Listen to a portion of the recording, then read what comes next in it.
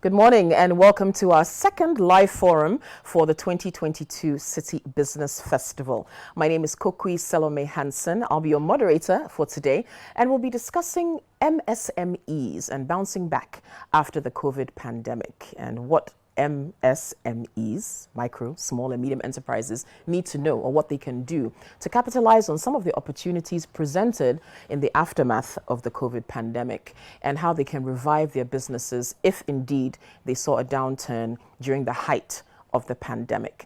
Now, this is an interactive session and we'd love to hear from you.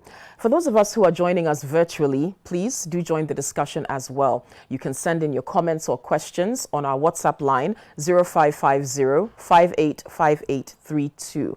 You can also hashtag Citi Business Festival on all our social media platforms and we'll gladly take your questions for our panelists.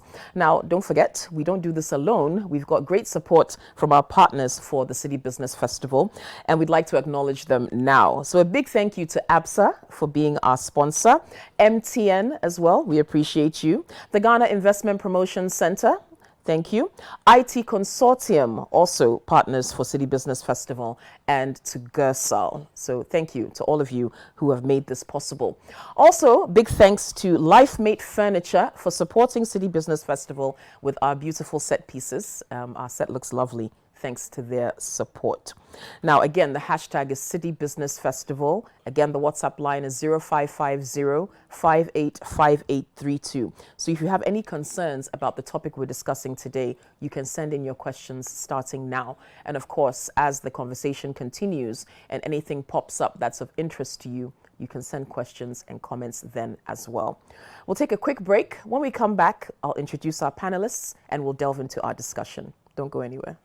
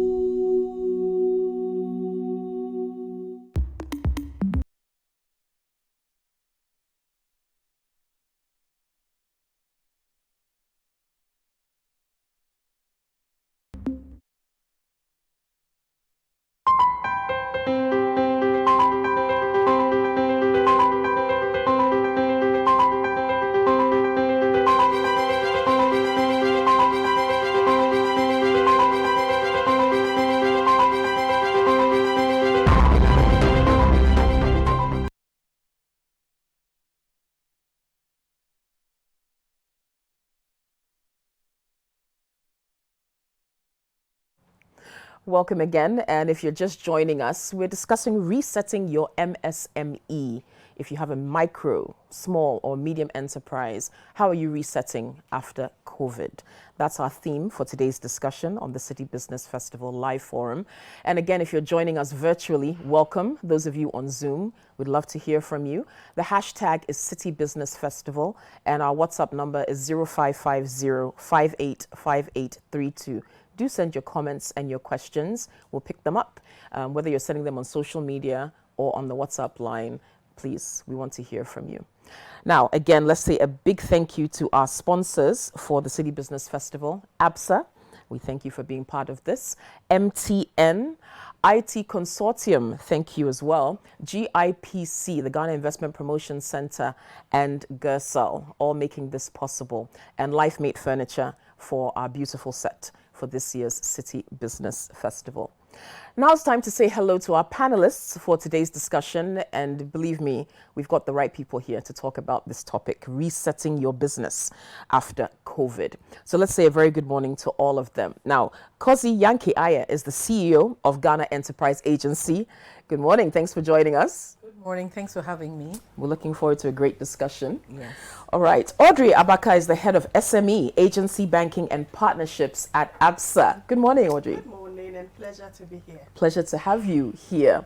Taka Awori is the founder and CEO of Busara Africa. Hi, Taka. Hi, happy to be here. Great to see you. I mean, you're definitely not a stranger Yes, to CBF and all of our programs here at Citi. Yes. Good to have you here. Yes, and Richard Densu is Senior Manager for Enterprise Customer Enablement and Solutions at MTN. Good morning, Richard. Good morning. Happy to be here. Great to have you as well. Thank you. So let's gear up for a great discussion on resetting your business after COVID. Kosi, I'm going to come to you first so we can paint a picture. Yes. Oh, yes. We'll come to you first. All right. Now, let's just give people kind of a picture of the MSME situation in Ghana, pre and post COVID. What happened in our MSME sector when the pandemic hit us?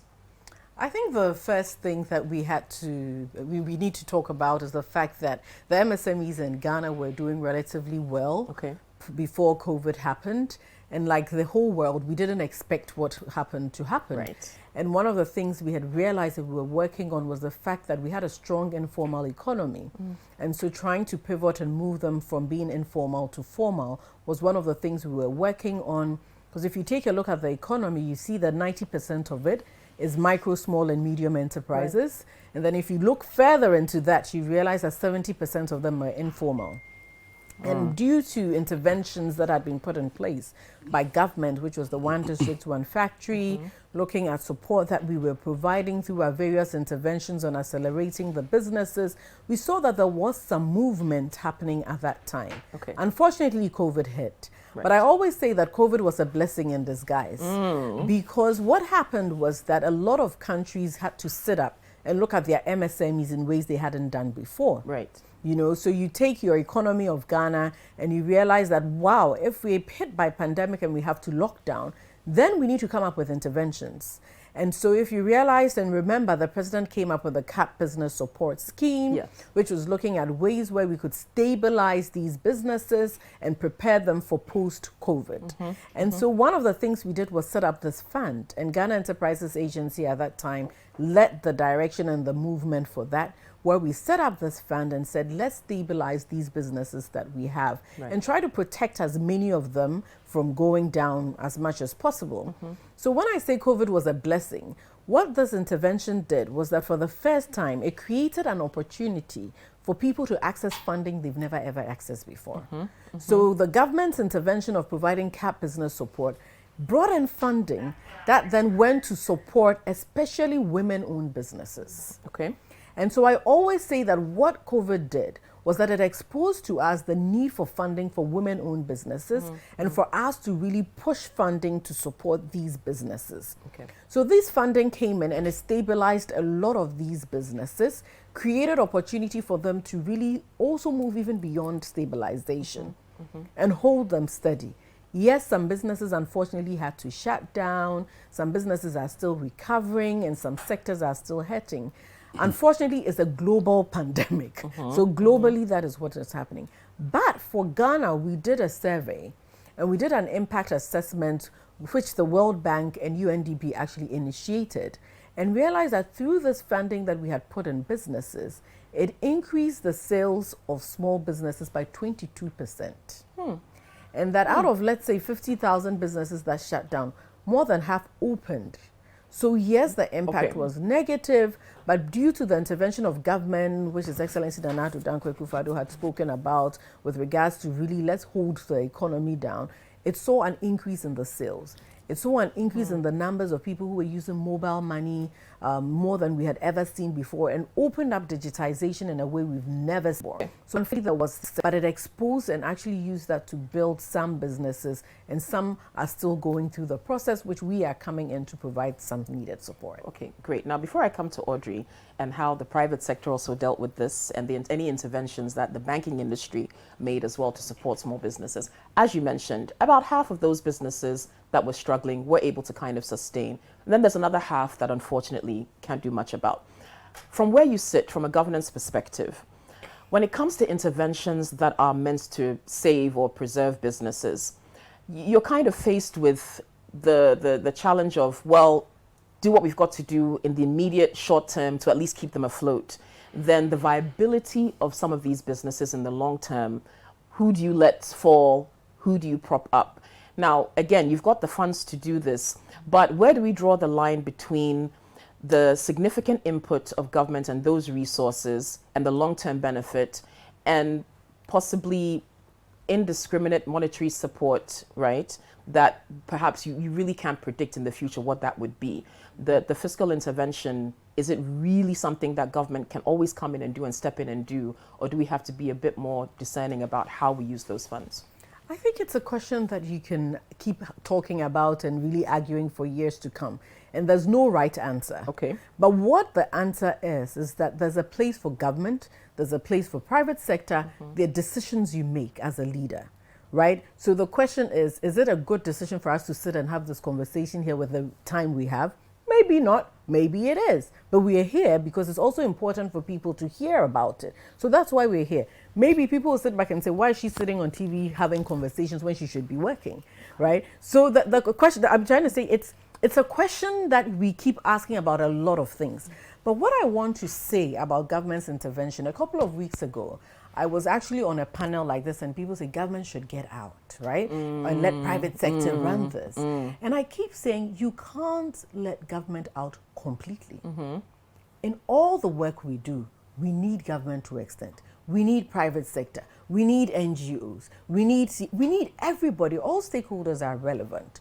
Because bear in mind that the banks are also limited by what they can do. If you go into the data of most banks, you'd realize that some of them don't even touch micro. And even if they do, well, what kind of interventions? The different interventions they're providing. Right. So if you look around the world, government's role is to go where private sector does not go. And so if you look at the interventions that we provide as Ghana Enterprises Agency, is that we go to places where people won't go.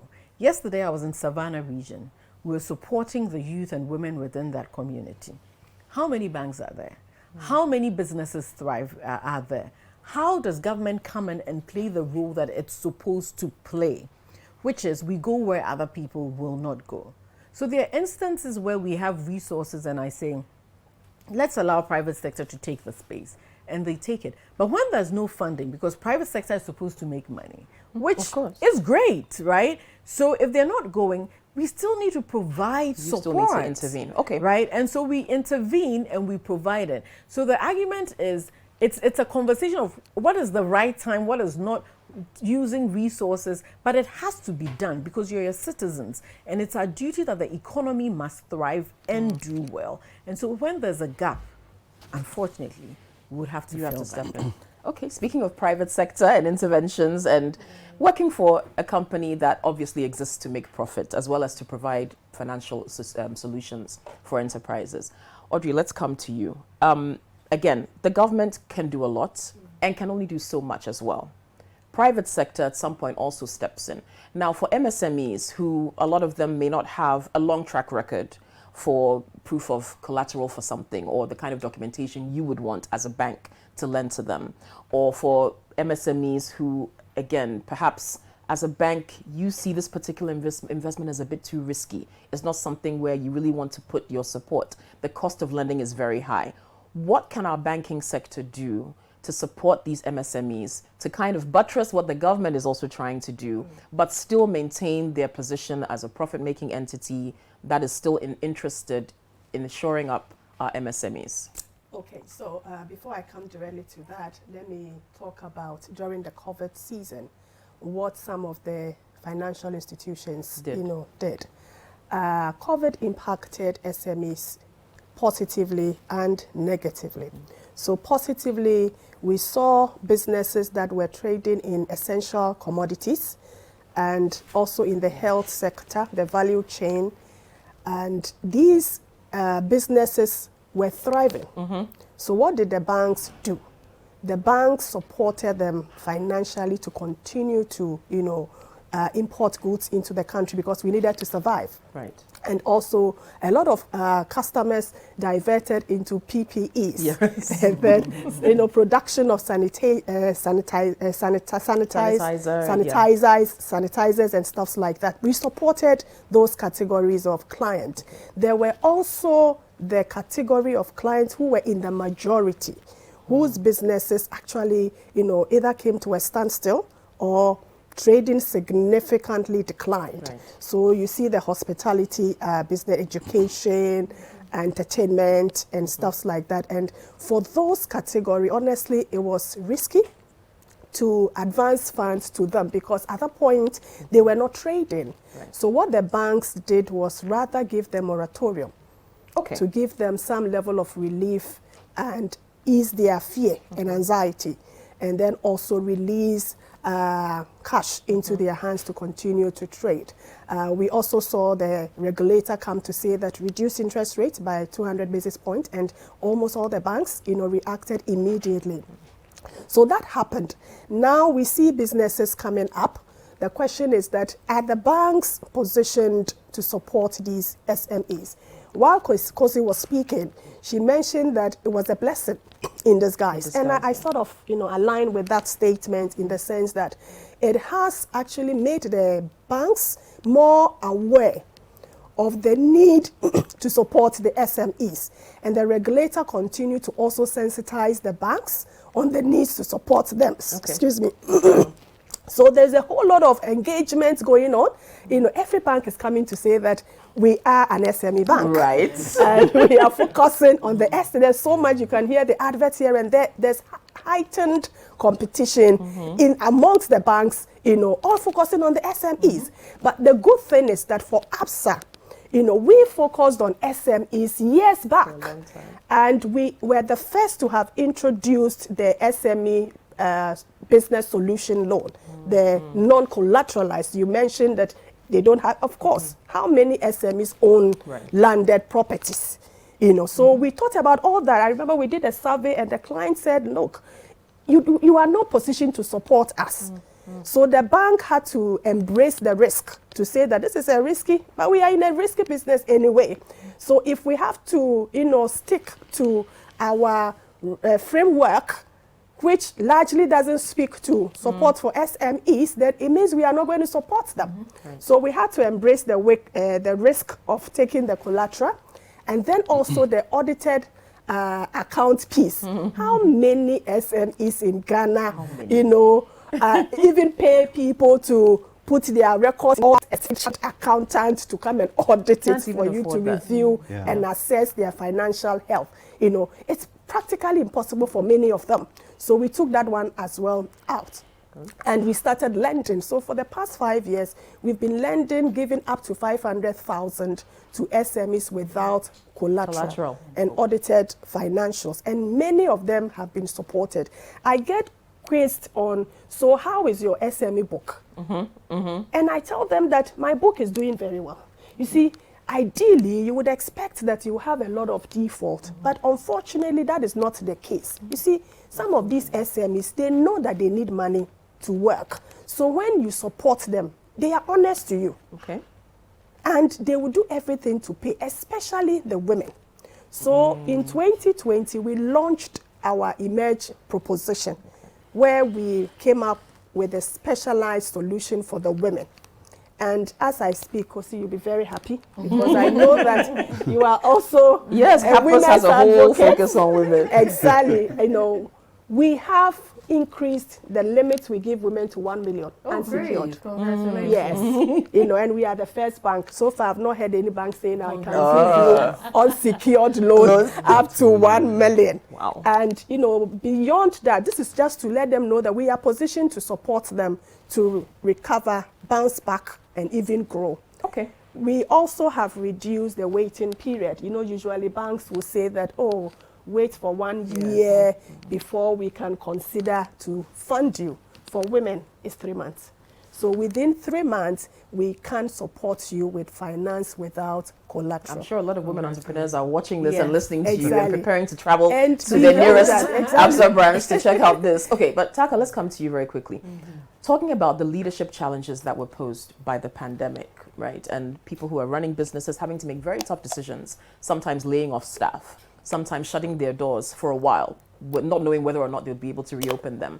As someone who deals with organizational development, leadership training, etc., from where you sat, how did you see the leadership challenges that came about as a result of the pandemic? And did you see more people seeking help with these leadership challenges because of that?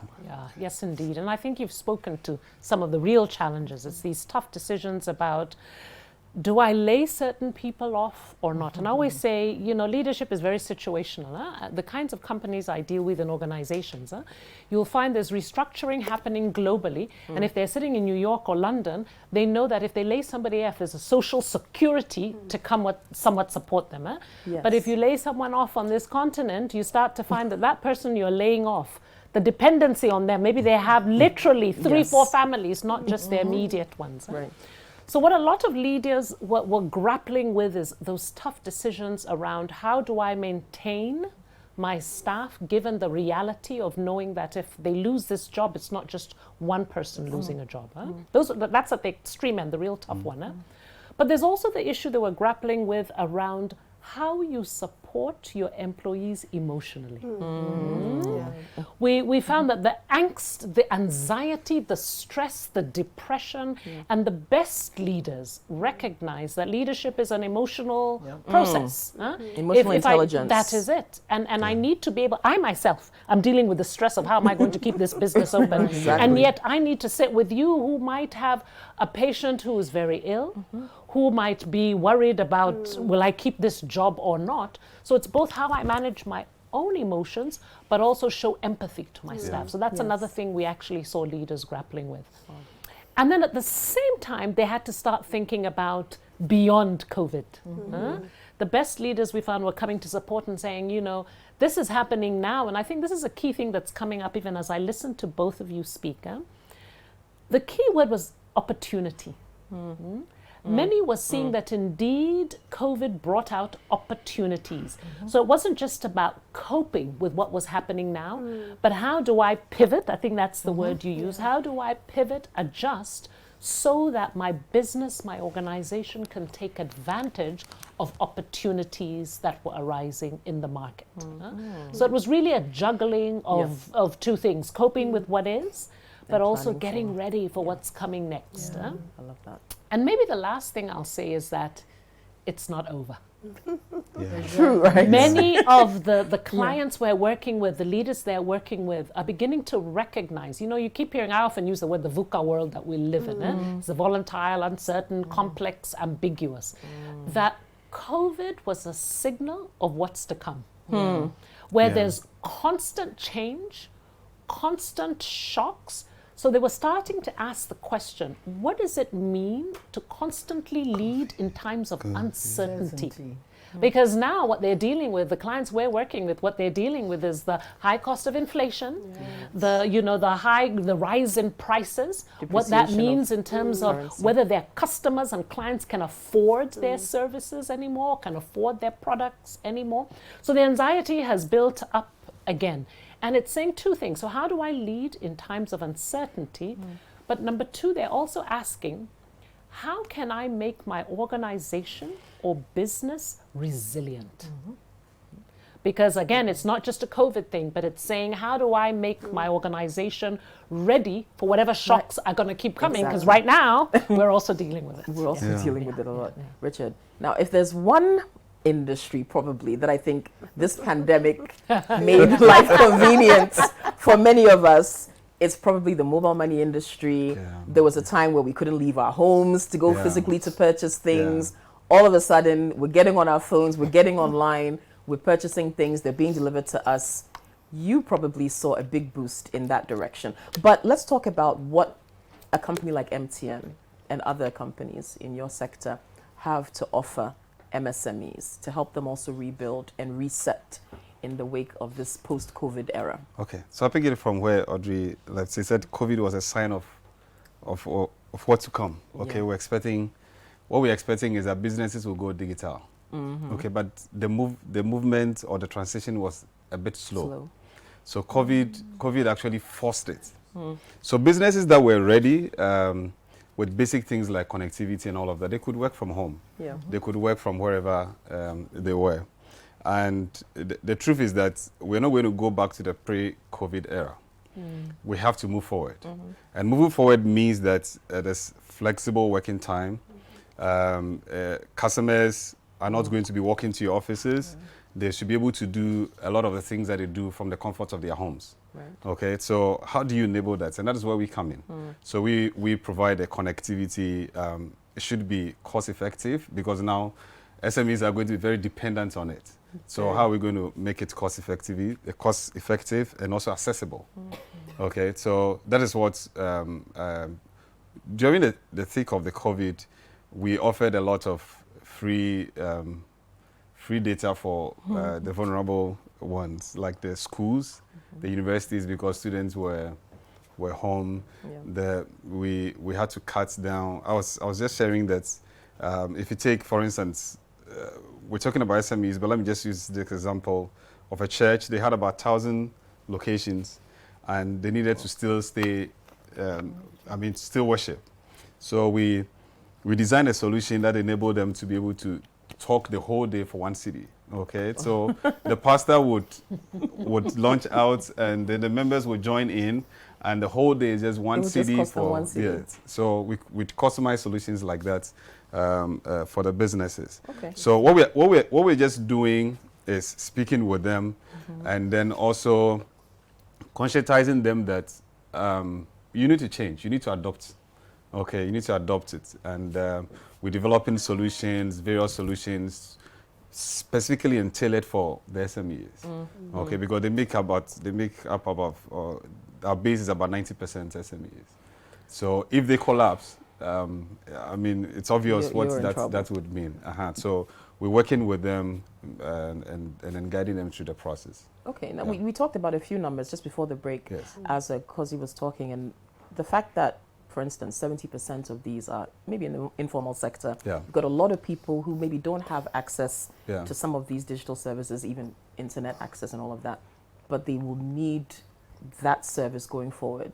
As an entity like yours, what are you doing for inclusion in digital awareness, just so that those services are also available to people who are not like any of us sitting here, but who could also benefit from your platforms? Okay, so what we usually would do for the enterprise, I know the banking ones are a bit more extensive, but what we do is just a business registration. Okay. That's what we used to do. Okay. But like you mentioned, about 70% are in the informal sector. They don't have the registration. So we had to design something outside of our normal, that structure, where then you have to show your business, we have to come to your location and confirm where you are and all of that. So we have to pack that out. And so today you can just go online with some short codes, you can get access to our connectivity solutions. Yeah, so you just dial something like 50, 60, and then you get a bundle of services that has internet, that has SMS, that has calls and all of that. We've also developed, there are advanced solutions, but we've also developed solutions that are cheaper. I just mentioned one to you. So if you have an office line, now you have to work from home or work from most of the times out of the office. You have to be able to carry your office line with you, sort of. So we developed something we call the mobile PABX. So within your network, you can you can still pick that. You don't need to give a different number to the customer. So we understand the complications that the COVID has brought, and we're trying to see how we can make it accessible to everyone, including market women, all of that. Okay. So we're still studying, we're still relying on the government's data and all of that to be able to see how we can also come in to help. So we're doing that. Great stuff. Okay. We'll take a quick break, and don't forget your questions. Please send them in. If you've got comments as well, our panelists are here to answer them. Our hashtag is Citi Business Festival, and our WhatsApp line is 0550-585832. Those of you joining us virtually as well, send in those comments and suggestions, and we'll post them to our panelists. Remember, this is the Citi Business Festival. We're talking about resetting your business if you're an MSME after COVID. What has your journey been like? What has your experience been like? Has your business grown after the pandemic? And maybe you've also had a downturn. We want to know. Okay, so keep watching. Don't go anywhere. We'll be right back.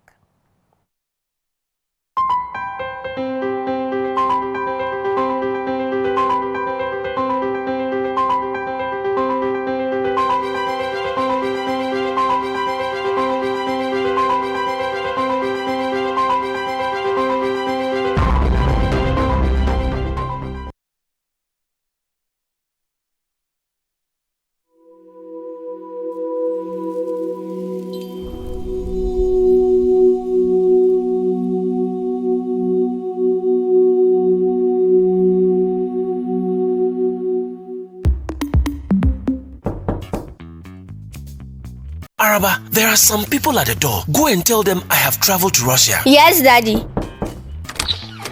Where's your father? My father said I should tell you he has traveled to Russia. Your father has killed me. I sent him money from America to complete my house for me. Are all student association contributions? Even the money from the fundraiser for Kweku's surgery. Oh! He too? Don't be a victim. If you're contributing to a project, alumni dues, or any public campaign, Chango is your best choice. Chango keeps track of all donations and gives you the power to know exactly where the money goes. Chango is approved by Bank of Ghana. Call 0270-066-614 or visit changoapp.com for more information. Uncle, my father is hiding under the bed. Oh, Araba. Chango for your groupings and crowdfunding.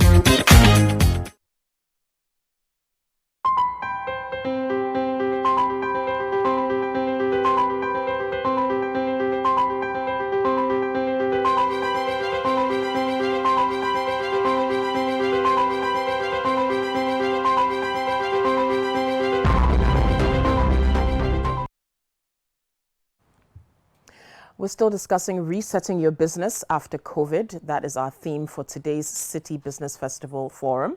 And we've been having a great conversation so far. Please do join us. Hashtag Citi Business Festival and WhatsApp 0550-585832. And a big thank you to everyone who's joining us on Zoom. You can participate in the discussion as well. We'd love to take your questions about this, particularly if you're an entrepreneur, which I think almost every Ghanaian is, almost every working Ghanaian has some kind of entrepreneurial venture going on. So if you fall into this category and there's something that you'd like to talk about or to ask, please go ahead and do that. So let's continue our discussion with our panelists about the pandemic, how it has affected MSMEs, and what MSME owners should do to be able to bounce back after the pandemic. Okay, now this time I'm going to start with you, Taka, because the leadership part of it is a big part of it. You're an entrepreneur. You lead an organization. You own and you run an organization. There are lots of challenges you're facing, but practical tips that these organizational leaders can adopt or do just to at least begin to bounce back after such a traumatic time. Yes. So there's three things that we've been saying to lots of our clients in terms of bouncing back. And the three things are also related to how their business can become more resilient. Because as I mentioned before, I think it's not over yet. So it's about constantly thinking about not just post-COVID, but how do we survive in this? And my three things we call the PIC. Okay. PIC, are you ready? PIC. PIC. So P for people, Okay. I for innovation, and C for cash. Can't do it without cash. And I say to business owner and organizational owners and leaders, so it starts with people. I always say you have to start with people. And what are you doing in terms of people? One, naturally, you're upskilling your people. Ensuring that as, again, you pivot, you adapt, that your people have the right types of skills to adjust in the market. So let's say part of your retooling, part of your new business model includes technology. Again, very practically, it's making sure that they have the skills in technology to be able to manage in this new market. Okay. But it might not necessarily mean expensive training. It might also mean the ability to move people in different functions. What we tend to find when it comes to people is that sometimes your business is contracting and getting, you go big and you go small, depending on whether you can afford to take care of all these people. Right. But when you find that you have people who are able to work in different functions, then it gives you agility that if you have to downsize, you are able to actually manage with a smaller team. number of people. Without also overwhelming that smaller you number also of have people. to be careful about that, yeah? Right. Okay. It also means that you have to create an empowering culture, again, around people, where your employees and staff are willing to speak up if they see, back to the key thing, opportunities. Okay. Many of us are CEOs, business owners, and organizations. We're stuck in our offices. We might not be actually seeing that direct engagement with customers and clients. So it might be your frontline people who are seeing it. Have you created a culture where they can speak up? where they're able to come and say, oh, madam, this is what I'm seeing, that our clients are liking this. Oh, I was out in the sector the other day and I noticed these other people are doing these. Can we also think about doing something different? So that kind of innovation may come from them. But again, you have to change mindsets where people don't just sit and say, madam will figure it out. But where they feel comfortable speaking up and bringing ideas to the space. So those are some of the concrete things you can do around people. Okay. Then we go to the I for innovation. So the innovation can happen at different levels. So on one hand, we've talked a lot, I think, as part of this business festival around technology and how you leverage technology around innovation. So I think that's an obvious one. But another pathway to innovation is what we talked about before in terms of partnerships. I think one of the things we saw coming up as a result of COVID was these innovative partnerships where you have delivery and transport with food providers, food vendors and restaurants. So it's really for business owners to start to think, to be resilient, to be able to bounce back. Maybe I can't do it on my own. Who do I need to partner with outside of my sector and my industry so that I'm able to provide this service in different ways? So those are the kinds of things around innovation. Okay. And then cash. And I like how you look in that direction because you've got private cash and government cash. Cash is all over there. Cash, So, I think we all recognize Yes. that as business owners, the reality is, as we always say, cash is king. Cash is king. And particularly if you're talking resilience, if you're talking about being able to cope through these rough periods, how are you managing your finances? And I listened to some of the things you were suggesting in your show, which I think are critical. It's down to, for instance, what we often recommend is how are you diversifying your income streams? Again, you find many SMEs, you're dependent on that one client, the one you love so much, that one customer who they pay on time, they give you huge amounts of business, something happens to them, crisis. That's it. So it's starting to say, how do I make sure I'm diversifying, not just away from a particular client, but even a certain type of client? And how do I use innovation to say, let me not just be dependent on these government people. Maybe I can also be dependent on some private sector people, a different target market. Okay. So it's diversifying. But it's also about saying, how do you have those savings, that emergency for that rainy day? Because I think what I saw happen for many business owners during SMEs, during COVID, is that many of us dipped into our own savings. Because what we found is, look, I can't lay my people off. I can't lay the drivers off. I can't lay these workers off because they have no buffer. I have a little bit of buffer. The business doesn't have a buffer. So instead, I am taking from my personal savings to make sure salaries keep getting paid. So if we're to learn from that experience, it's starting to say, how do we make sure that our businesses also have 3 months, 6 months, the way we do it for ourselves, where we say you have an emergency fund of 6 or 3 months of your expenditure. How do we do the same for our businesses? And it doesn't happen overnight. Very practically is, what do I need to be putting aside as my business every single month so that when the next crisis comes, because it will, we're able to ride it out without me going to dip into my personal savings, which have probably been eroded. Okay. So those are some of the things. So it's PIC, it's people, innovation, and cash. Cash is king or queen. Yes. Let's By the way. Gender sensitive. Yes, indeed. Okay, speaking of cash being king, let's come now to the cashiest ladies. Okay. When we're talking about the businesses that survived and some thrive after COVID, I would love to hear from the two of you because of the roles that you play in private finance, government support. Which enterprises came out more resilient? I mean, you've talked already about pharmaceuticals, all of that. Post-COVID, what are you seeing as the new upswing, or as the area where people are entering and we're seeing a lot of success there? And does that influence the kind of enterprises you support and that you onboard for some of your programs? So I'd love to hear about that. Or do you want to go first? Okay. So in my space, if I look at my book, about 80 to 90% of them are traders. Okay. You know, because Ghana is a heavy import country. So for these traders, you talked about resilience. Yes. They are resilient. In fact, I remember during the COVID season, I watched a TV documentary, and these, these traders were saying that, look, they are not going to sit there for COVID to devastate their business. In fact, they were not even seeing COVID. So they were working because their entire livelihood depended on their business.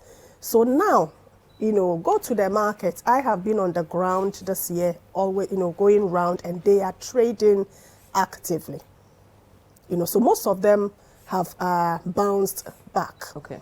And for those that are also in the education sector, like our brother said, they were forced to consider technology. Yes. So we saw some of these businesses, have moved to LMS to continue to educate their students and stay in business. Okay. And, there are quite a number of these traders also who moved to e-commerce, where they got their product, on e-commerce platforms, and they were selling door to door, digitally. Yeah. So that is also happening. Okay. And these businesses are running, very well. Yes, for the hospitality, some of them have, Gradually come back. And, I think some of them we have started supporting them because we are seeing some progress with their business performance. Okay. That's good. Okay, Kosi. But governments, our private sector is one. You also have, should we say, a bit of a responsibility for encouraging local content and local production and things of that nature. So as you are also looking at who gets funds, is that part of the decision? Do you look at those who are maybe traders, straight up commerce, or do you look at people who are also, generating things from here, people who are processing things here, manufacturing things here? Is that part of the equation for CAPUS?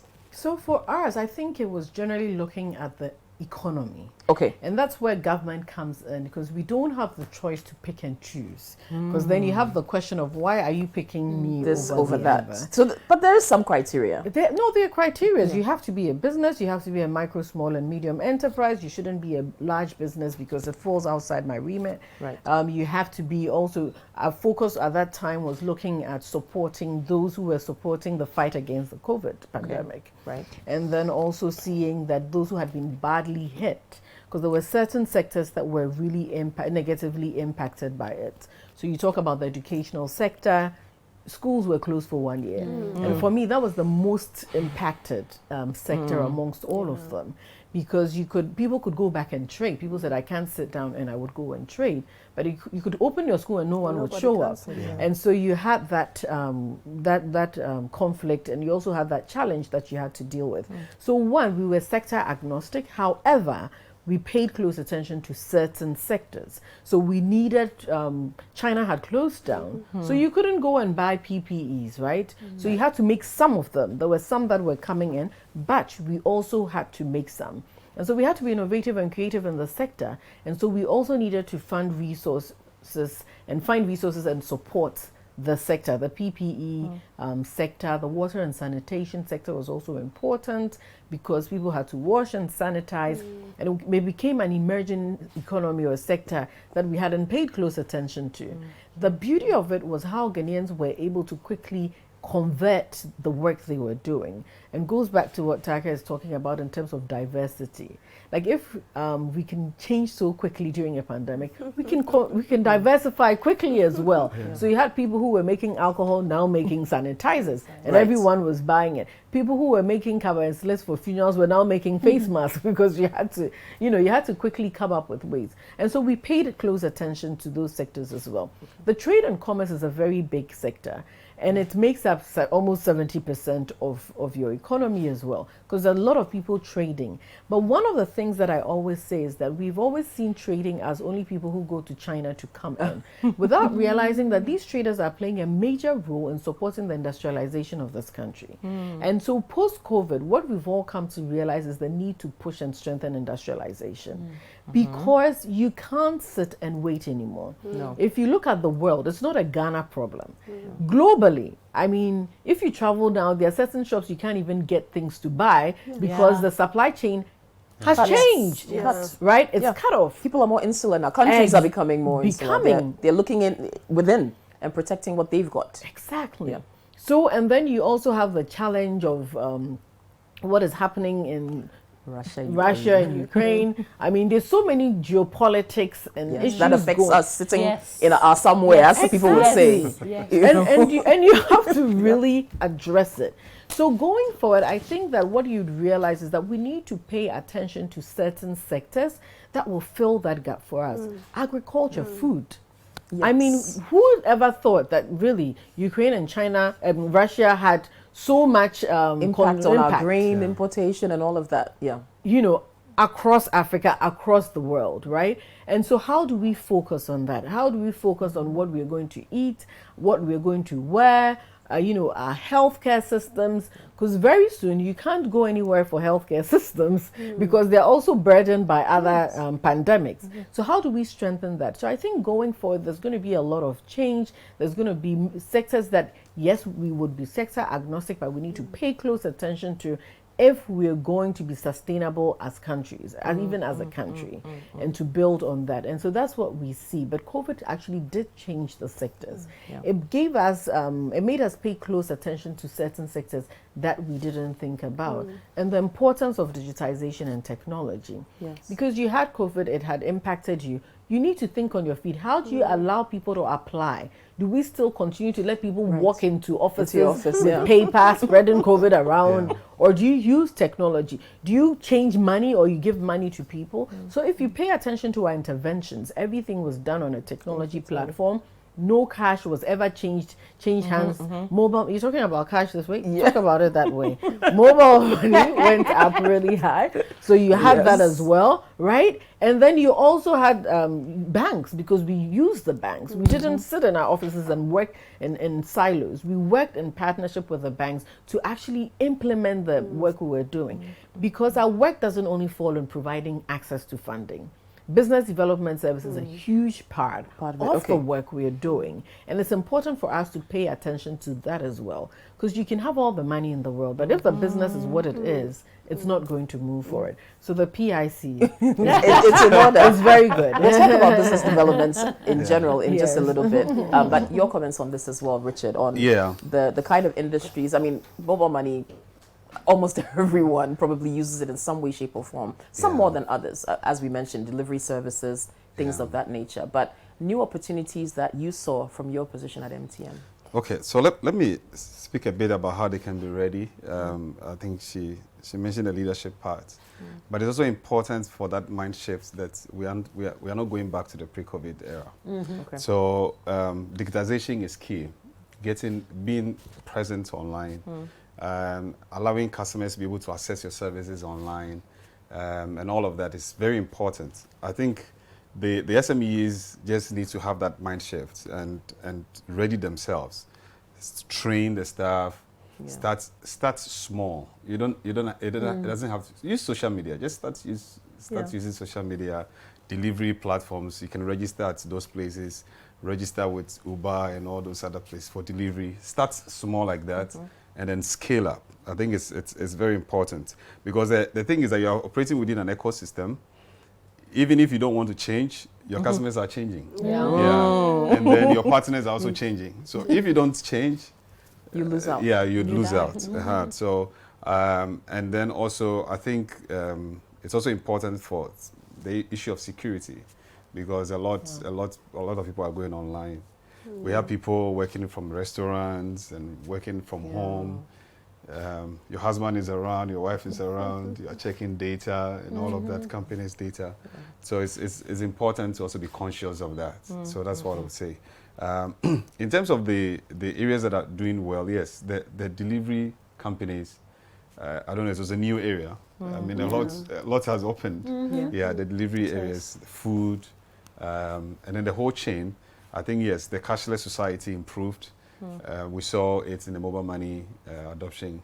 Even in those who do, so the small ones that were doing the mobile money merchants and other things, yes, also went up. Yes. And then those who sell data and all those things. Data usage also went up very much. So phones, digital platform, you couldn't use the Banshee phone anymore. So you had to just adopt to the new technology. So those areas also came up.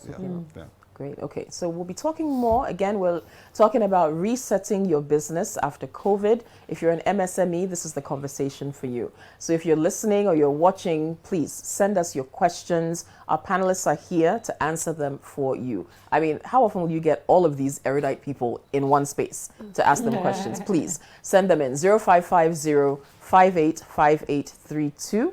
That's our WhatsApp line. Or you can hashtag Citi Business Festival on our social media platforms. For those of you joining us virtually on Zoom, you can also send questions in. You can send them to the chat box if you like, or any of the options I just gave, so we can pick those questions up. Okay.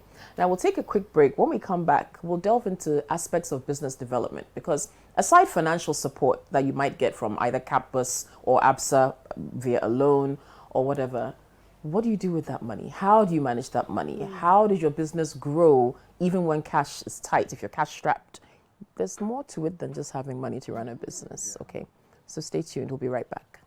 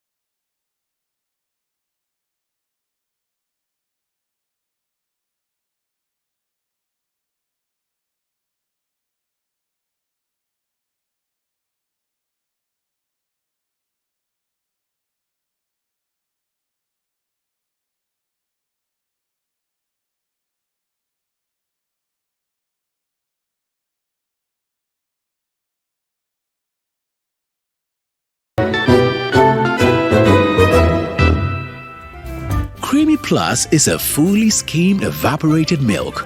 Creamy Plus is available in a shop near you.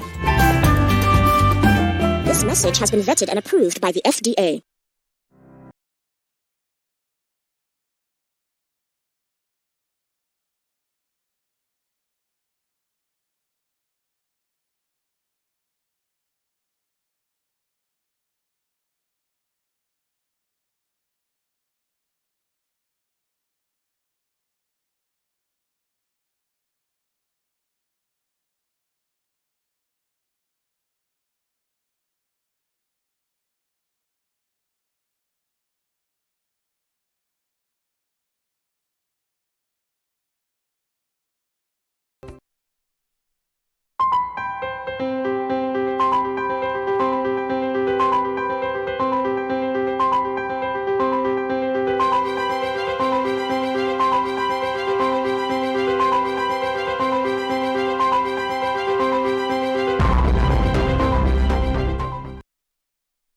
Welcome back to our Citi Business Festival discussion on resetting your business, an MSME business after COVID.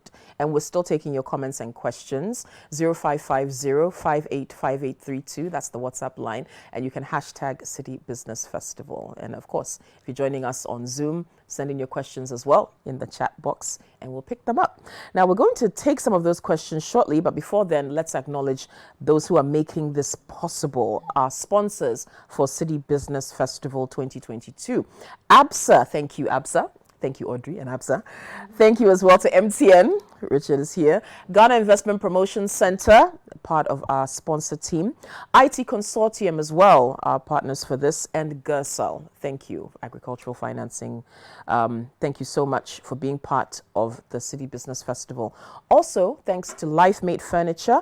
They are supporting us with our set for City Business Festival this year. We're very grateful to them for making our set look so lovely and comfortable for our guests as well. Okay, so back to the questions that have come in so far for our discussion. Now, here's one, and I think this is going to you, Kosi. I started my business after national service, and it is a cereal mix. Those have become very popular, actually. Yeah. It's going well, but I needed to register my business and go through the FDA. I want to ask the government rep, is there still an intervention to provide loans for SMEs? And what is the process to get the loan? I think there are two questions there. Yes. The first is that she needs FDA regulatory support and to register her business. Right. I think a couple of months ago, we actually announced and put an advert in the newspaper that anyone who has a product that wanted registered at FDA, they should actually work with us and would assist them do that. Because we had a fund that supported people in actually going through the regulatory support. Great. That still exists, so they can actually go onto our website and then see the closest BAC, which is the Business Advisory Center, and will provide the supports that they need. Okay. Great. With regards to access to finance, we always have different interventions and programs. So we finished one quite recently, which was under the Ghana Economic Transformation Program, which was supporting SMEs to help them build up. And in the next few months, we'll be launching another one. So she can always pay attention to what is going on and also read about it and go onto our website. We always advertise it. We always do major sensitizations so that anybody who can access it or apply will go ahead and apply for it. Great. Great stuff. I'll come to you, Audrey, as well, just to speak on this a bit. For someone like this, if she's not going to get maybe funding from CapBus, what could a bank like ABSA do for her? Yes, so if I had a question, is a startup? Yes, she started after her national service. Well, she didn't say how long ago she finished her national service, but it sounds like it's still so if it's an less than 3 years existing old. business that has functioned for, let's say, 3 years, okay, there's an opportunity for her to access funding. Okay. She can access from 20,000, and because she's a woman, you know, up to 1 million. But I don't know whether she's up to the level where she can access $1 million. 1 million. But the opportunity does exist. Okay. Yeah. Great. Okay. Hopefully you're listening. So please go to CapBus, go to ABSA, see what's out there. Okay. Great discussion. God bless you all. This is coming from Abolu in Kufridia. Okay. Thank you. And good morning. Thanks very much for this program. What is the role of business coaches in this discussion? And are ABSA and GEA currently using them? Okay, this is a nice segue into this discussion that we're going to have anyway on business coaching, business development as well. Okay, so let's marry the two. Now, let's say most small-scale entrepreneurs might not immediately see the benefits of investing in business coaching or professional business development, right? So, as a business leadership coach, as somebody who supports businesses financially, or both of you, how do you not convince but encourage young entrepreneurs, even established entrepreneurs in that MSME space to look into the benefits of business coaching, business development, and explain what that could do to build their business without them seeing it as a nuisance expense or something that isn't within their wherewithal currently because, you know, money is tight and it's a bit difficult to, they feel like they may be spreading themselves thin. So let's have a conversation about the importance of business development and why it's necessary for growing your MSME. Okay. Taka, Audrey, Kosi. Okay. Our brother will round it up for us. Okay. I think as we have the conversation, I think we need to distinguish between the two, because I think the two are conflated. Okay. There's business coaching, and to me, business coaching is a professional role that you play to enable a client to think differently open up their mind so that they start to think of what's the best solution to the particular challenge I have.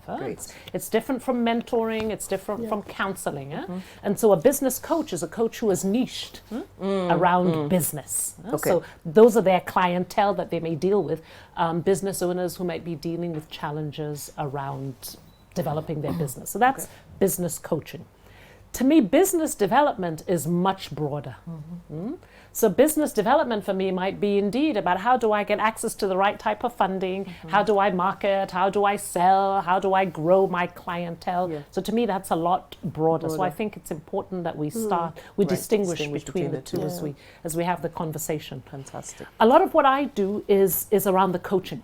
It's the leadership coaching.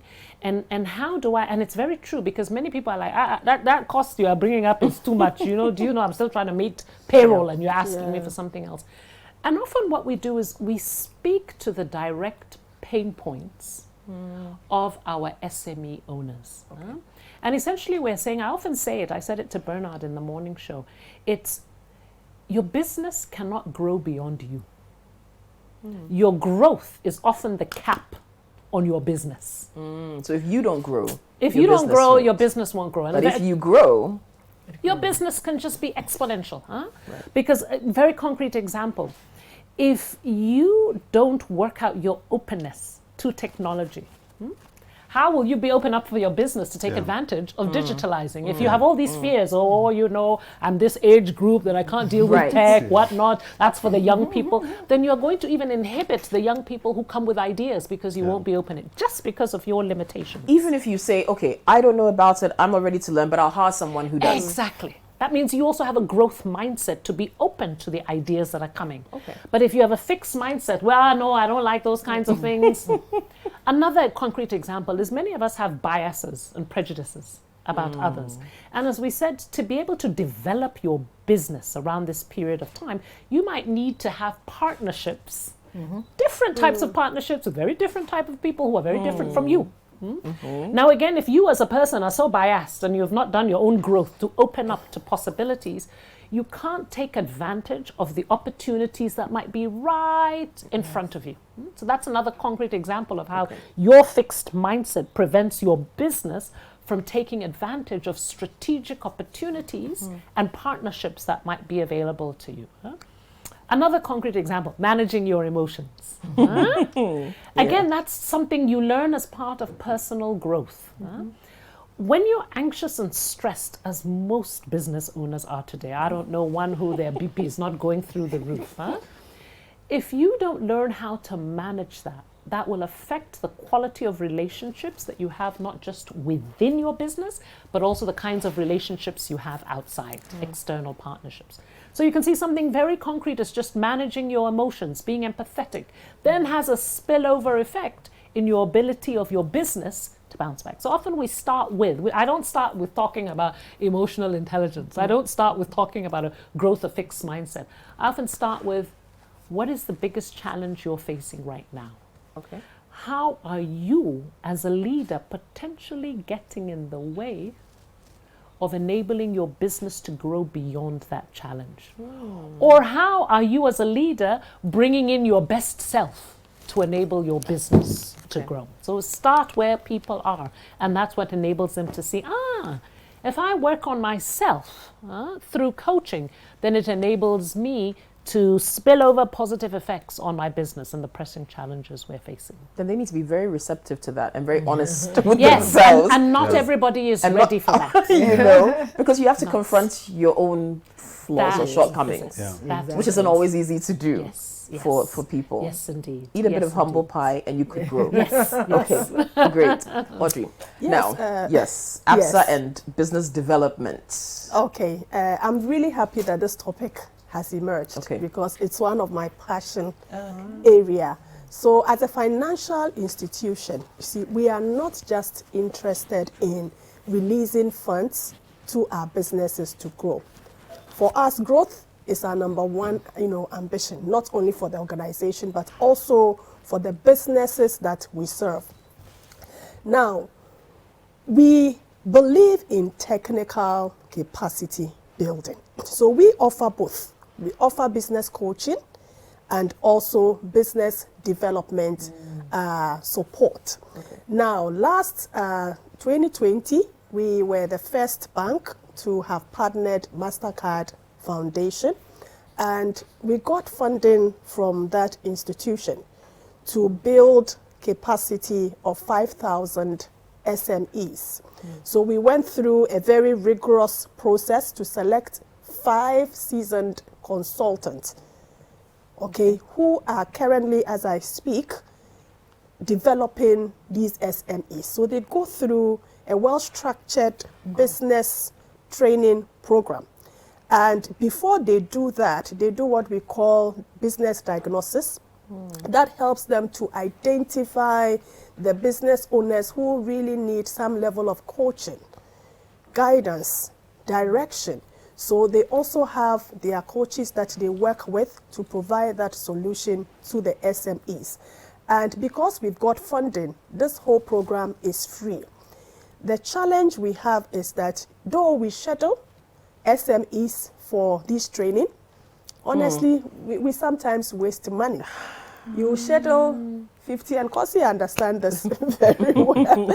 You can schedule, let's say, 50. You go there and 20 are present.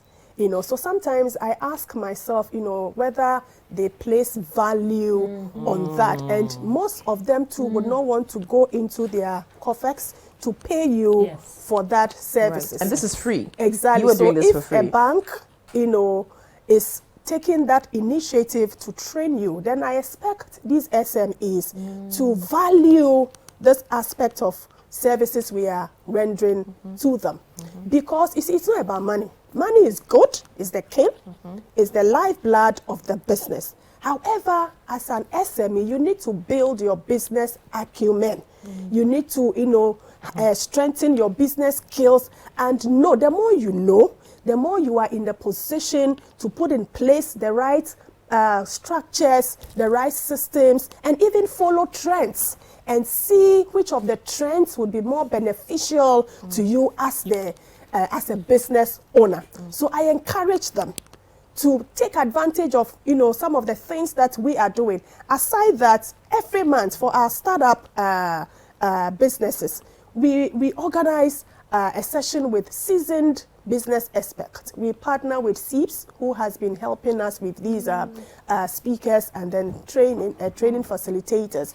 On monthly basis also for the SMEs, we organize our SME clinic, and it's the most patronized clinic in the country, because a lot of not just ABSA clients. And the good thing is that, you see, the capacity building that we are offering is not just for our clients. It is also for any SME that is interested. Once you go to our branch and you engage and you express interest, your name will be given to the team and you will be given the opportunity. Beyond that, Kosi talked about agriculture, a very important sector that we all must pay attention to. And we do pay attention to the agriculture sector.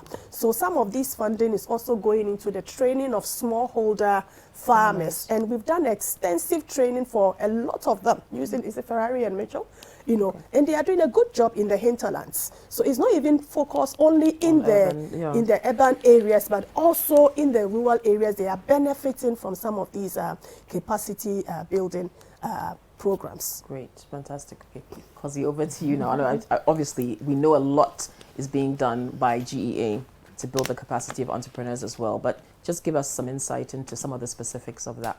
Sure. So if you pay attention to the Ghana Enterprises Agency structure, it was set up specifically to provide support to micro, small, and medium enterprises. And what kind of support are we talking about? We're talking about access to finance. Either we are facilitating it if we don't have the funding, or also providing some form of funding. What we also do is actually hinged on 3 other pillars, which is business development support services, which is where we provide through to start your businesses, small business management, branding, packaging, a whole lot of topics and services that we provide. We also provide regulatory support because we're a government agency. And so where we're providing them access to Ghana Standards Authority, Food and Drugs Authority, we have discounted pricing and a partnership with these institutions, so it supports MSMEs across the nation. Then we also provide technical skills support. So there's some people who might have a business, but they don't have enough skills to continue to run it. Or, you might be a fashion designer, you need extra skills to be able to do certain things. We provide that kind of support. Okay. And to be able to do that, and that's why I always say government is really important in this process, is that we have a decentralized system. So across the country, we have 209 offices and 37 business resource centers, which are one-stop shop for business development. And all of this was put in place because we realized that you need to take BDS, or business development services, to the doorstep of the person. So you talk about the fact that they might not show up because to them, it's far away from where they are. And most often than not, it's always concentrated in Accra, Kumasi, Tamale. But for me, I have an office in Damongo, Bole Bamboy. I have one in Bokun. And so you have all these offices and officers who are providing support. But people walk into the office and say, I want to start a business. Or I have started a business. I have a challenge. I need to accelerate the growth of my business. What kind of interventions can we provide? Okay. So we do all of this. And we make sure that we're providing also business coaching and mentoring. Just last month, we did 4,000 business coaching and mentoring programs across the nation in partnership with AGI. Because we've also realized the need for industries, the private sector, existing businesses to come in and support some of the smaller and medium enterprises and pull them up. And so a lot of the interventions that we're carrying out across the nation is to ensure that people look at growing their businesses and take a holistic look at the businesses and provide the support. Because you can't support one and leave out the other, right? And if we continue to do that, we realize that the businesses cannot be sustainable. So as much as possible, BDS is key to the implementation. If you pay attention to our numbers, in the past 4 years, we've done 600,000 BDS provision to 600,000 plus individuals and businesses, all because it's important for us to transform the economy by providing support to these entrepreneurs, to their MSMEs, to watch them grow. If not, they will stay where they are. Micro forever, informal forever, not going anywhere forever, but they want to grow. And so that's where we play a role. And that's why decentralization of our business development service is also key to the work that we are doing. Fantastic. Okay. Richard, before I take the next question, is there something that MTN is doing for enablement? So that's your area, to enable the MSMEs to grow. So a couple of things. First of all, we have a partnership framework. Okay, so we work with small companies. For instance, they want to do vehicle tracking, something like they will need our coverage. They will need our billing and other things. We partner. Okay, we can partner with you either on revenue share model or something that works for both of us. Both parties. And then we grow together. Okay. So that's kind of partnership. I like that. That's probably a new MTN slogan. We grow together. And then there's also you see, Kosi. Please, consultation fee comes here. All right. Then we've also seen that most of the SMEs need technologies that they can't afford to build. Right. So what we're doing is to build, we call it marketplace. So we have Momo Marketplace. So you can put your product and service there. The billing is and the payments options and all those things are already integrated. So then once again we grow together. We grow together. And then we're building these platforms. We're investing a lot in it. This year alone, we put a lot of money behind it, just to get it to a place where it's not complicated. You just go to the platform. You have a service. You go there. You put it there, and we'll take care of a lot of the technology, self-service for your customers, and all those things will be enabled on there. Okay, so those are some of the things that we are doing from outside. Convenience is so key. Yeah. Honestly, it helps a lot. Okay, we've got more questions coming in. Those of you watching on Zoom, you're sending yours in as well. Now, Wisdom says, I was operating a newspaper or student magazine business to schools when I was in the university, and that was before COVID. COVID hit, and inflation has affected my pricing and cost of production. I'm concerned about how the students could buy if I should increase the selling price. One of the panelists from ABSA said they supported businesses to bounce back.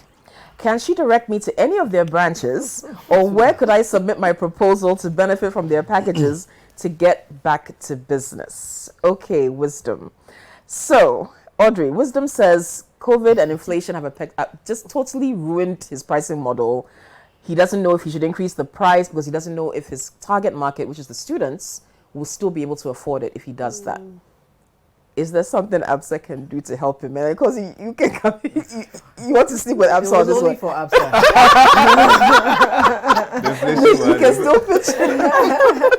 You know, when it comes to lending, we look at requests on individual basis and their own merit. Right. So I would say that, you know, if he has a proposal, if he has a request, he can approach any of our branches. But the question is that, is he already an ABSA client? Okay. Okay, because, you know, we hear quite often that one of the key challenges of SMEs is access to funding. And I ask myself, is it that the banks are not willing to finance their businesses, or they themselves are not positioned, okay, to access these funds from the banks? And you realize that a lot of them are not positioned at all. So he's talking funding, wants to go to any of our branches, but for all you know, he doesn't even have any relationship with us. Right. But you want us to support your proposal. So if you really want a bank to support you, you know, one of the easiest thing you have to do is to establish a relationship by opening an account with the bank. Okay. And also registering your business. So I hope that his business is duly registered. Because in opening an account, per regulators know your customer requirements, you must have your business registration available. Okay, so if he has any proposal and at least he meets these two minimum requirements, he can go to any of our branches and then engage, and we would get the request and look at it on its own merit. Right. Yeah. Okay. So like a situation like this, we saw a lot of this because of COVID, where things that were not essentials kind of went to the back burner. For many of us, you know, the basics, food, you know, pay your basic electricity, whatever, maybe clothing. But even then, anything luxury, outing clothes, we cut out of our budgets. Here's a guy who says, students patronize my newspaper. If I increase the price, they might not buy it anymore because it's probably not an essential for those students. Yeah. What advice do you give to someone like this, young guy? How can he either diversify, or how can he tweak his business such that he can still stay in business? I would say, and maybe this, and I like the question because it brings us back to, I was quite struck what you said, Audrey, about when you have these particular workshops, people not showing up.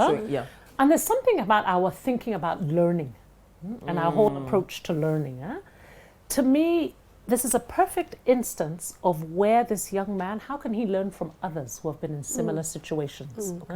Because too often we think of learning in terms of what certificate will I get afterwards, or what very concrete skill will I get to be able to immediately, that's what we're attracted to.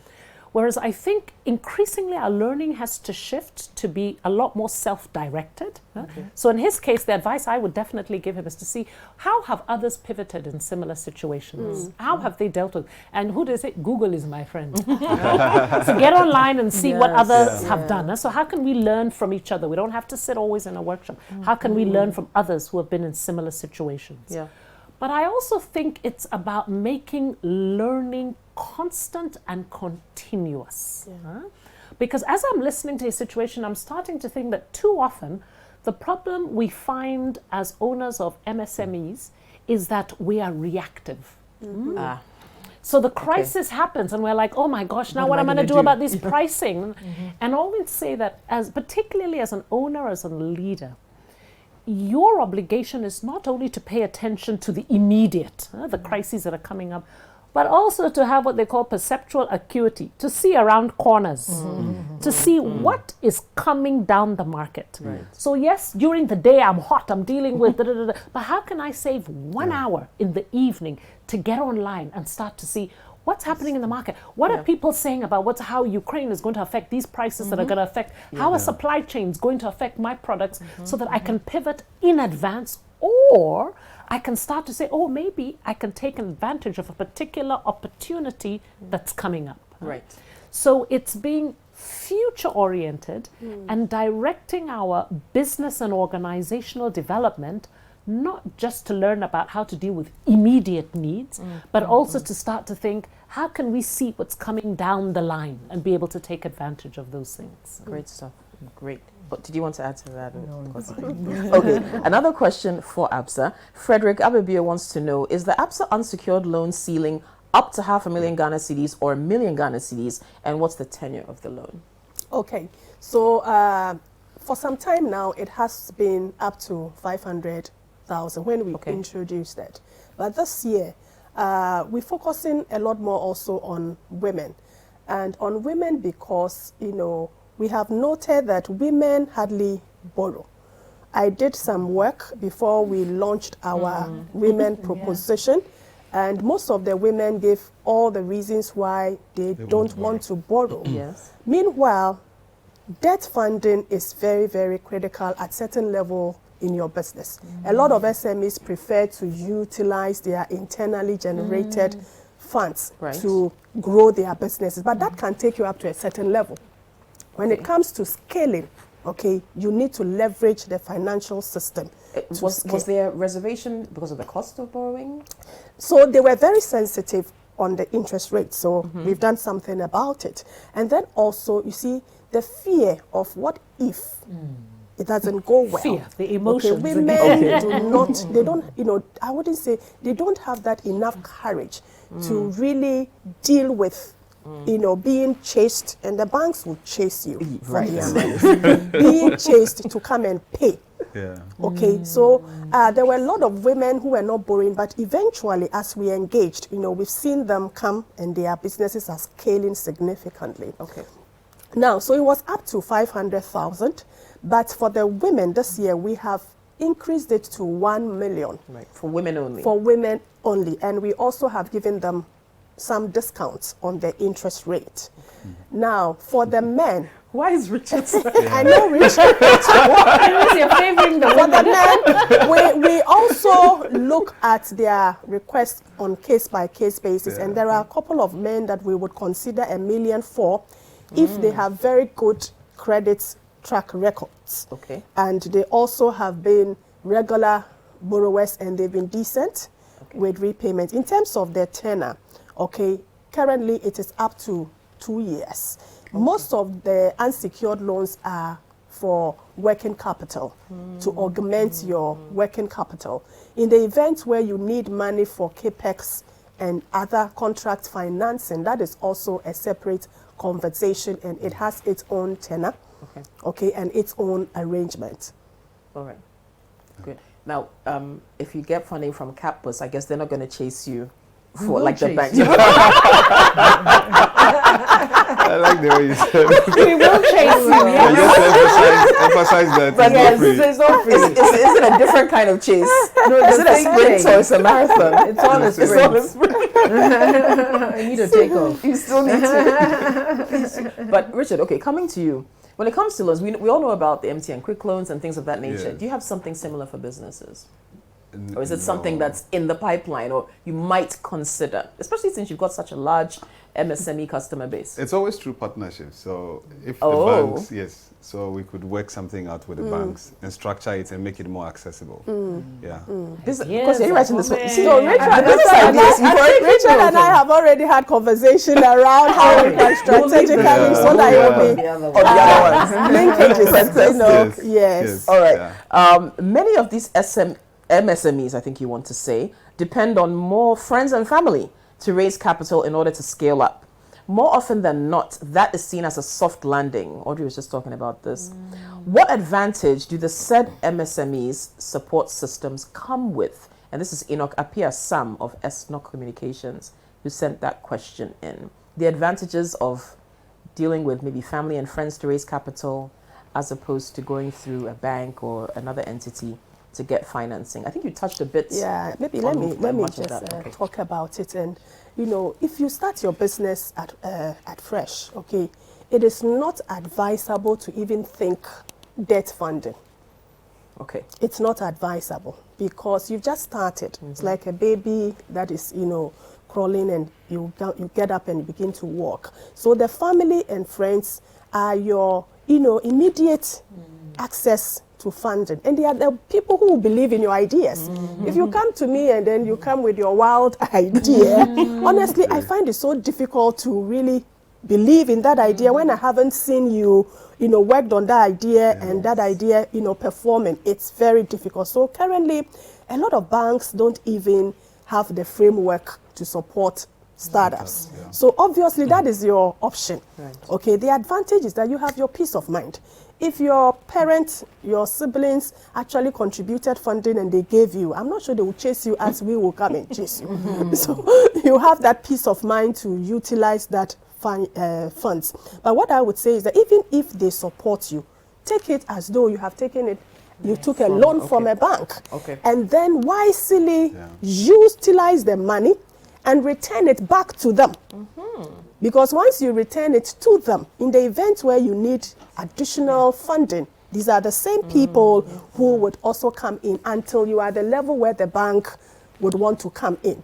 So yes, there is an advantage, but also there is that level of prudence required from you, the business person, to make sure that these people trust you enough that we gave you money, you didn't mess it up, but you wisely used it and you are returning the money back to us. So if you go through that process, you are building a discipline. You're building the discipline, how to manage money. So then with the family, if you finish with the family and you want to go to the bank, it's not new. The concept of paying back. Exactly. And then taking care of somebody's, you don't see it like, oh, this is for my brother or this is for my, you are serious about it. You treat it like a, you would have taken it from the bank. And then you build that discipline and then you continue to grow your business. Great. Okay. I'm really enjoying the show. Thank you. The impact is so great. I work with farmer groups and I want to know if ABSA has any intervention programs for small-scale farmers. If yes, how can my farmers be engaged to benefit? Okay, so this person wants to, I think the intentions are, whether it's government or banking industry, wants to know how my farmers can be engaged to benefit from that. Okay. Yes, so like I indicated, the agri sector is a focus area because our partner, MasterCard Foundation, that is their focus areas. So currently we are working with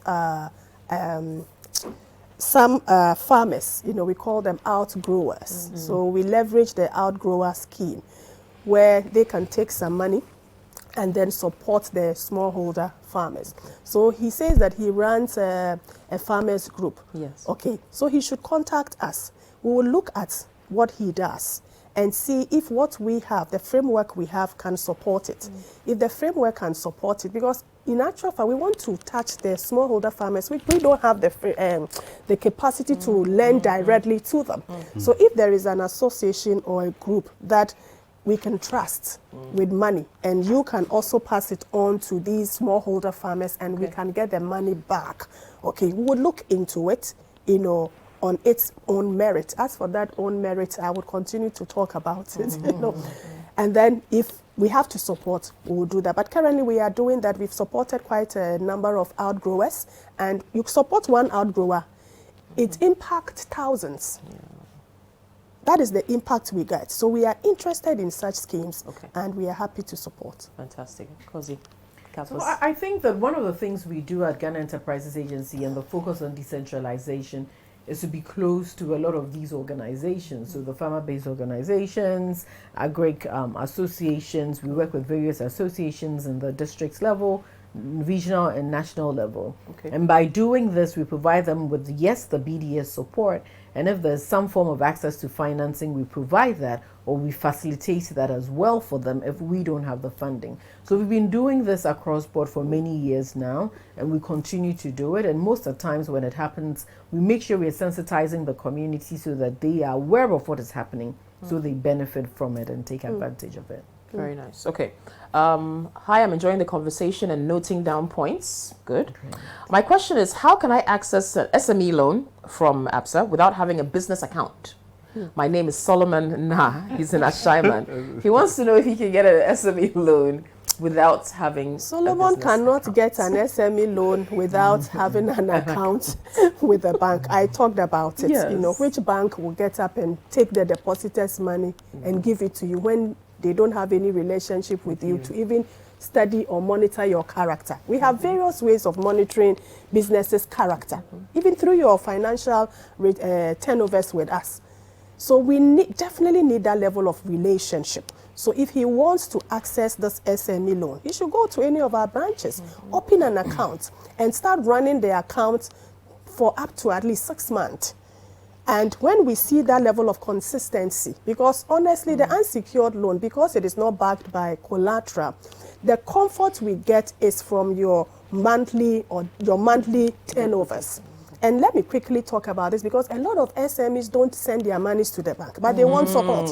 Okay, so they will open the account as well, but he will not. So if Solomon opens the account and he doesn't send his sales proceeds to the bank, we would not have any good record to determine how much he can even access. Right. So it's important, open an account and run the account. You know, we say that now with the mobile platforms, it's so easy to move money into your business account. Okay, it's a critical practice that all SMEs must adopt if they want the banks to support them. Okay, great. And here's one for you, Kosi. Lim Freeman says, Ghana Enterprise Agency is doing so much. How come little is being heard about them? Thanks for the enlightenment, Madam Kosi. So people are saying this is news to them, but they're very excited about what they're hearing from GEA. I think it's, yes, we need to do more and say more about the work we're doing. We need to speak on the successes as well as some of the challenges. And it's one of the things that we are planning and working on so that we can get more people to know what is going on. But yes, there's a lot going on. I think a lot of unprecedented things that we've done in the past couple of years really with direction from the Ministry of Trade and Industry as well as the President in ensuring that we support a lot of these MSMEs. Okay, great stuff. We'll be taking another quick break, but before that, Richard, you want to add to that? Okay, so they've been asking about bookkeeping also. Yes. You know, the traditional way of writing things in the book and all of that, I don't say it's past, but it's no more useful. Okay, there are applications like, for instance, there's one that we have, let me talk about, it's called Business Manager, Business Solutions Manager. And you can do your inventory, it has the inventory, the movements, the POS, the payment, all those things within. Okay, so if they come and they want to see your books, you can go there and then show them. Pull up all the data. Exactly. And then you are using mobile money for payments and all of that. You can actually get your reports and then they can also review that. So you can bring efficiency into your business through technology. And also make it easier for them to be able to access, your business for definitely. You see, it's important that they do what you have just talked about, because beyond what the bank can give you as unsecured, it's 500,000, now 1 million. There will be times where you will need more. When you get to that level, this will be required. We will not, look at, oh, madam, my numbers are in my book. And no, that is not what we look at. Now we would ask you to bring 3 years audited financials. But if you have platforms like this and it helps you to build that up, okay, you just get an auditor to review and certify, and then you send it to the bank. Perfect. Technology is your friend. Yes. Your friend. Okay. We'll take another quick break. Keep the questions coming. 0550-585832. If you're on Zoom, send your message in the chat box. If you're watching us on TV or another platform on social media, just hashtag Citi Business Festival and we'll pick up your questions. We'll be right back.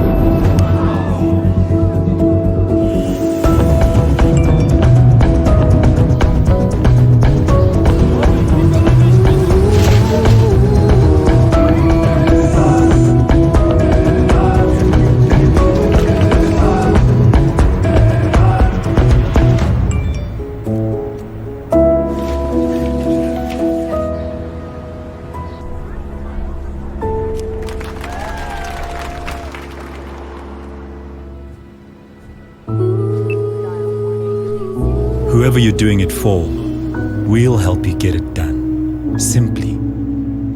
That's Africanacity. That's ABSA.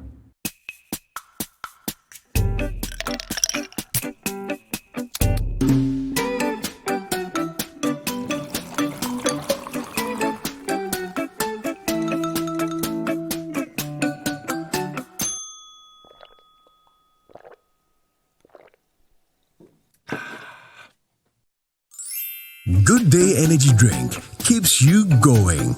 Available in major supermarkets and shops near you. Excessive drinking can be detrimental to your health. Not recommended for persons under 18 years, lactating mothers, pregnant women, and people sensitive to caffeine. This advert is FDA approved.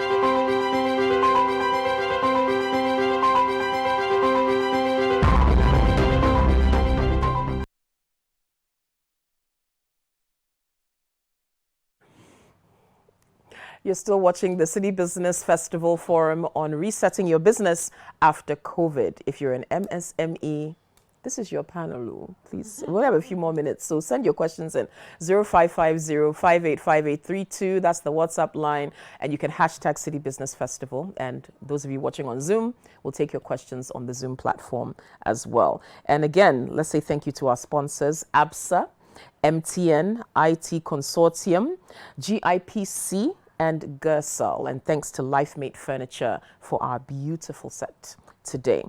All right, keep the questions coming in. We'll be delving into maybe our last question of the session. Maybe. We'll see how much time we have. But this time, we're talking about what businesses can do to survive the next big shock. COVID came as a big surprise. No one expected it. Some are still trying to revamp and, revive themselves. But as Taka has said, as our other panelists have said, we don't know what's coming around the corner.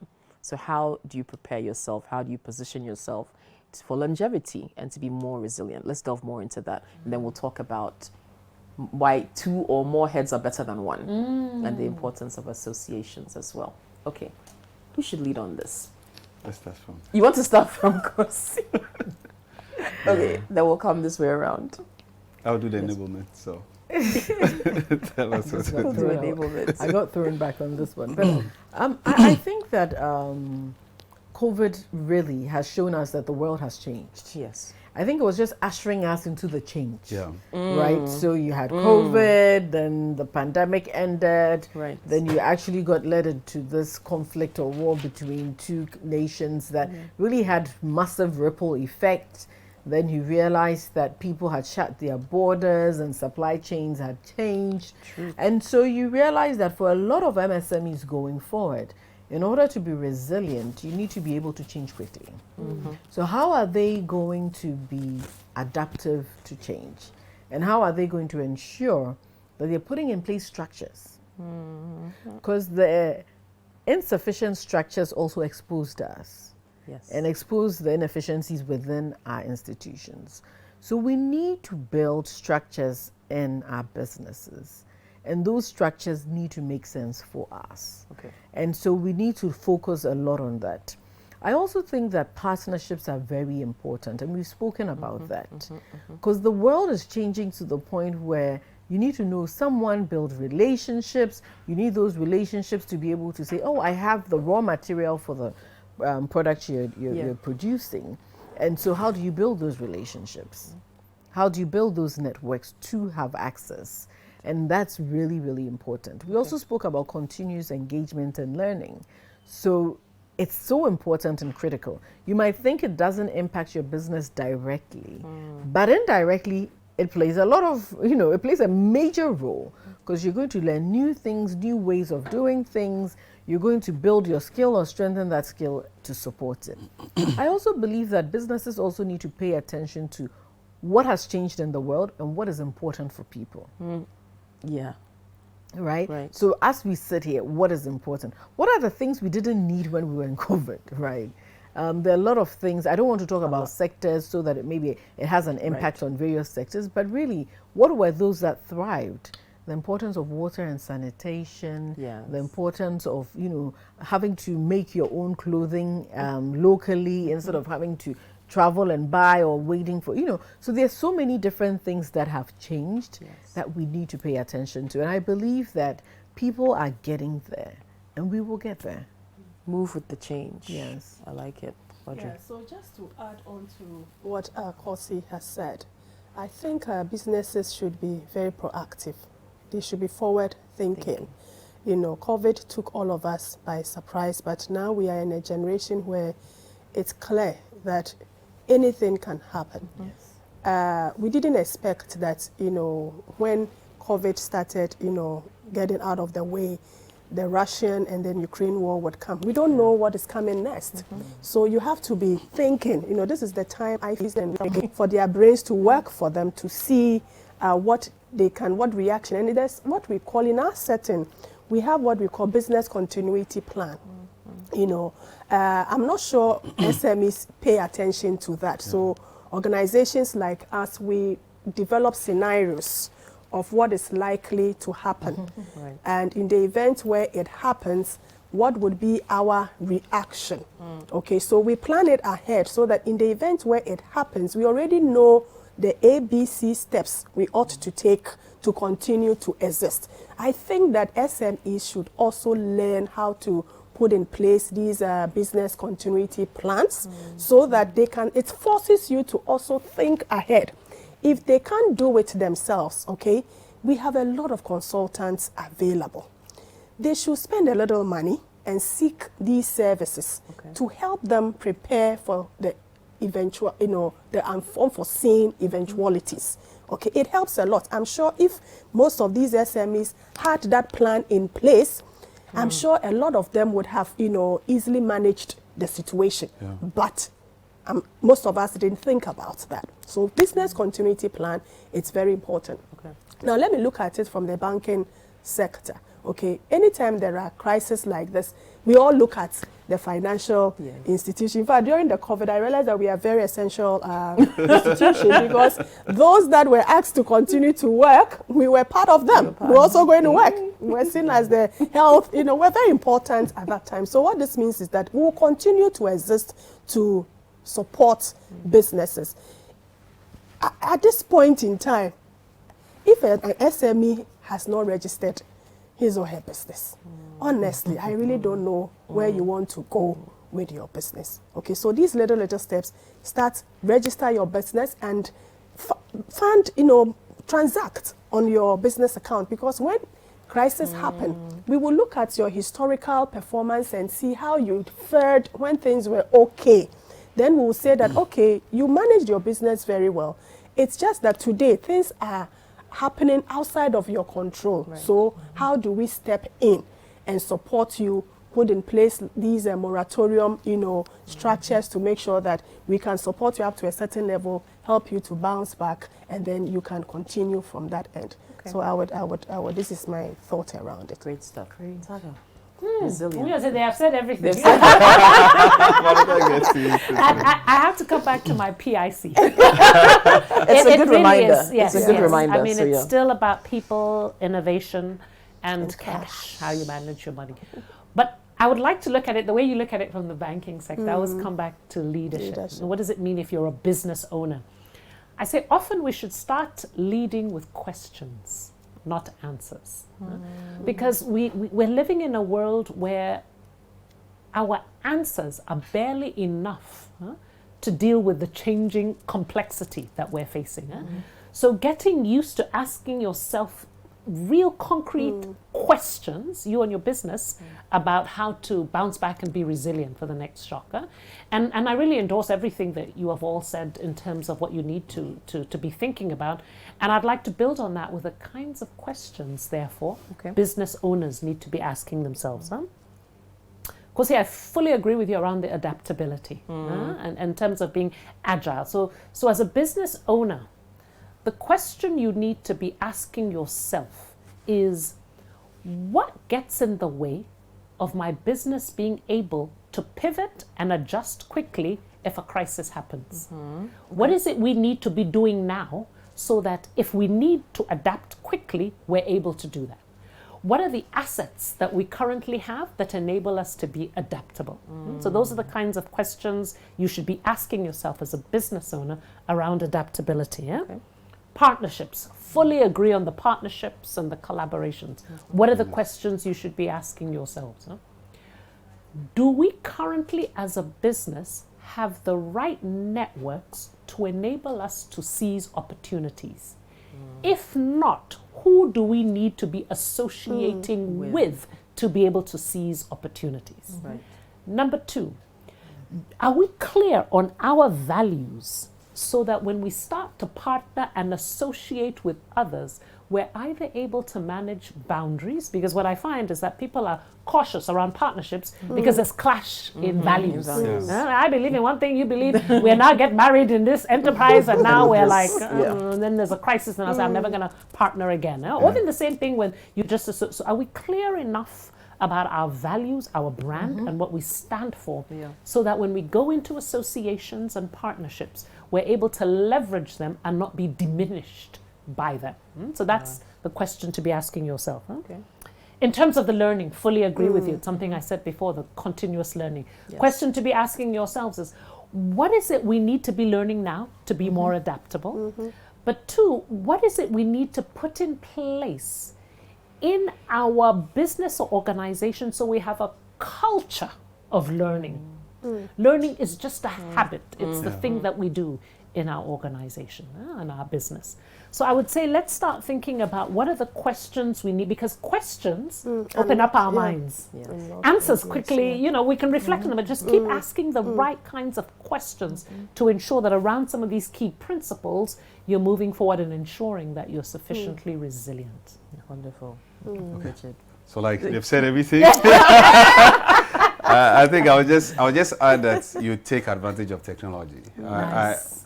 It's just digitize. Okay, the way you make payments, the way you buy, the way you sell, just get into that ecosystem. Okay, because you can't stay out of it forever. And I have to emphasize again that whether you want to change or not, it's not so much of as an option. Your customers are changing, your vendors are changing, your sellers are changing, everybody's changing. You just need to belong. And you have to start small. It doesn't have to be big. Start small. There are a lot of applications that have, you will see some free package. Okay, start with a free package and then scale up as you go. Okay, partner with companies like, of course, MTN, and then IT Consortium. You know, they do a lot of this. They help small businesses build small applications here and there. And you don't even have to build it. Okay, you can be on platforms like I was talking about, the platforms that companies have built up. And then at least have an internet connectivity. At least. The basic. The basic. Okay, if you don't have that, you've cut yourself off from the entire community. So at least get a good one at home and your business and on your phone. Okay, so that's what I'll add. Very nice. Okay, here's another question, and this one coming for, all right, Taka, this is probably for you. Please suggest a business solution manager to assist me in my MSME. I need a consultant to assist me to review our business operations. Let's talk. Busara-africa.com. Exactly. Please, that's her website. Busara Africa is the company. Just get in touch. Okay, you need a consultant. Touch base. You know, there's a free one you can get from the banks. Once you start relating with them, they start checking, they start asking you questions, it's a way of, I mean, building it's free, relationships with Yes, it's free. They offer you some of these services for free. They do a so lot our of checks. business advisory consultants. Yes. But we need to support private sector to thrive as well. Thank Exactly. And let the banks do their business, and then the also will do their business. IT would also come in. Exactly, I get it. That is good. That's a good one. Okay, here's a good one. I'm a physically challenged woman. I deal with cosmetics and perfume. When I want to apply for a loan, because of my condition, they won't give it to me. I have an account with a bank. What can I do? This is Tina from East Legon. I don't think that when it comes to lending, we discriminate. We don't at all. It's about your business. Your business speaks for you, not your people. As long as she's doing a very good business and she has a bank account, she's channeling her flows into the bank, she has very good track record, I would find it very difficult to think that banks will not support her because of her physical challenge. So there might be another reason, maybe possibly the financial. But I think we need to honor, and I think what you're bringing out is your bank doesn't do that, right? But I think what this is bringing up, and this person brings up, is that there are barriers that being a woman, being differently able, all of those, being young, and I think we need to honor that and recognize that. And I think that's why I think government starts to do things to ensure that we're making sure we are a lot more inclusive, but the reality is those become limitations that one has to overcome when you're seeking to run a business. Those things become difficulties to work through, the kinds of prejudices that people have as well. There's one thing I would like for us to touch on before we go, and especially since Kozi's here and Audrey's here. The You Start program is a program that's coming up, the government is embarking on. But we saw in the news today, there are about 9 banks that are partnering with government. ABSA is one of them. You talked about age, to support young people who want to start businesses. So this is on your plate. So just quick info for those watching who are interested in this program, what they need to know and where they can go to find out more, just quickly. Okay. I think that government has really come up with a very important intervention. And I was saying the other day that what government has done is to put the youth at the heart of the budget, which is something a lot of people do not do, because you realize that your youth, it's actually an asset, not a liability. And once you recognize that, then you design interventions. And I think the President and the Ministry of Finance have done a beautiful job at making sure that we deal with that, this asset group, I call them. And so as much as possible, the intervention of the Youth Start is one of the programs that government has been looking at. And the idea behind that is to actually provide support in BDS as well as access to finance.